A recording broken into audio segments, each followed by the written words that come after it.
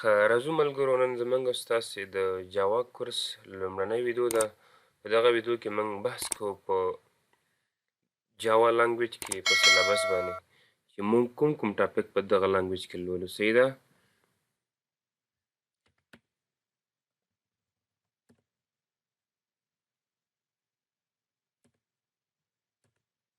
ښه په اول سر کې موږ سره فلیورز اف جاوا ده. صحیح ده؟ موږ سره په څو ډوله جاوا موجوده ده. یو موږ سره د کور جاوا ده چې دې ته J2 SE وایي. صحیح ده؟ او ورپسې سیکنډ چې د اډوانس جاوا ده J2 ډبل E. او تھرډ ون چې د انډرایډ جاوا ده J2 ME. ښه بیا کور جاوا بیسک ټاپکس چې موږ سره دي هغه کې موږ سره JDK ده JRE ده JVM ده. دا موږ سره د کور جاوا ټاپکس دي. صحیح ده؟ ورپسې سیکنډ کې چې دی واټ از جاوا هسټري اف جاوا ده. په دې کې موږ د جاوا په هسټوري باندې بحث کوو. جاوا چا رامنځته کړه، د چا په واسطه دا جوړه شوه. دریم چې دی ډیټا ټایپ دي. موږ په دې کې په ډیټا ټایپ باندې بحث کوو. څلورم له موږ سره ویریبل دي. په ویریبلو باندې موږ بحث کوو. صحیح ده؟ پنځم موږ سره لوپینګ سټیټمنټ دي. فار لوپ شو. صحیح ده؟ فار ایچ لوپ شو. او شپږم له موږ سره کنډیشنل سټیټمنټ دي. صحیح ده؟ سوم موږ سره چې ده هغه ایریا ده او سټرینګ دي.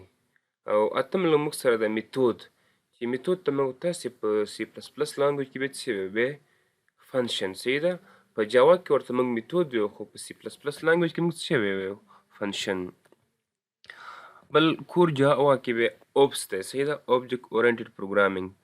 په دې کې موږ سره کلاس دی. لسم موږ اوبجیکټ او ورپسې به کنسټرکټر دی. دا موږ سره هغه ټاپک دی انشاءالله چې موږ تاسې په دغه کورس کې دا ټول لولو.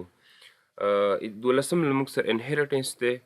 او دیارلسم ټاپک به له موږ سره پولیمورفیزم وي. څوارلسم له موږ سره ابسټرکشن دی. او پنځلسم له موږ سره انکپسولیشن دی. شپاړسم له موږ سره ایکسپشن هینډلنګ دی.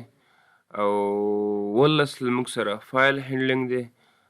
اتلسم به له موږ سره ابسټرکټ میتودز. صحیح ده؟ او کلاسي. او نولسم به له موږ سره انشاءالله انټرفیس وي. شلم ټاپک به له موږ سره پیکیج وي. او یویشتم ټاپک به له موږ سره ملټي ټریډینګ وي چې موږ تاسې به